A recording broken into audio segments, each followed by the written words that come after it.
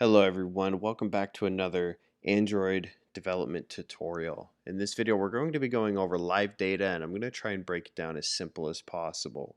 Live data essentially is data that is updated when there's a change made to it. So for instance, we could be seeing like live stocks, and the stock prices would be changing in real time. And so that's essentially the same concept with live data. If there's a change being made to the data, then we need to be able to see that in real time. So for instance, we have our coroutine, our coroutine right here. And what if we wanted this item object or this item property outside of the scope? Well, there's no real clean way to do this other than live data. So we can go ahead and make a let's make a function just to exemplify this. We can call this private function set initial view, and we'll go ahead and take this coroutine and slip it in here, and then we can take this out, and we'll actually update the adapter outside of the scope to exemplify how this will work. So we'll actually comment that out for now. So the first thing we need to do is we need to create a live data object. So we can call this live data item, and it will equal mutable live data since we want to actually update the live data. So we can call this mutable live data, and it's going to be a list. This is the type argument, list of to do response. All right, and now it's complaining because we do not have a constructor, and there we go. All right, so now we need to make sure that, well, we need to know if the live data is being changed or not. And so how would we know if something is being changed? We observe it. So let's create an observer. So we can call this item observer, and it will equal observer. And take a look, make sure you're getting the right one here. We're not getting the Java util, we're getting the Android Arc lifecycle observer. All right, and so this is going to be of type list to do response. All right. Now inside here, this is where we can update it. So we can take this and add it right in here. However, since this is a function or a lambda, what we can do is use the keyword it, and there we go.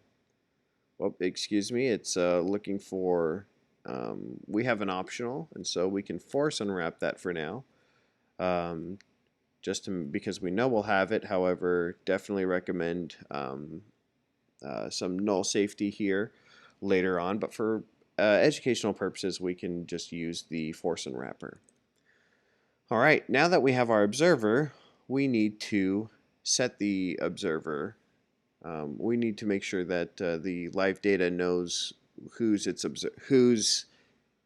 the observer for it. So we could say live data item and then observe. And then if you look, it's looking for an owner. So who's the lifecycle owner? And then the observer. So here we can say the lifecycle owner is going to be this context. So this activity is the owner of this lifecycle. And then we can specify the observer. So item observer. All right. And then in here we have our items. We can simply say for live data item, we can post the value. So we want to update the value of the live data to items. All right, so here we have our live data. Inside of our coroutine, we have our live data, and then we are saying, hey, here's our value, add this to the value, and then of course our observer is making sure that if there's a change being made to it, then make sure that whatever it is is added to our adapter. And so the live data that's being sent to it is being owned by this life cycle, the main activity, the life cycle of the main activity, and then the observer corresponding to this live data is the item observer. So if we go ahead and run this, we will be able to see that the data that is getting, oh, excuse me, we actually will not see it because we did not include this function. So let's go ahead and add that, and then we can stop that.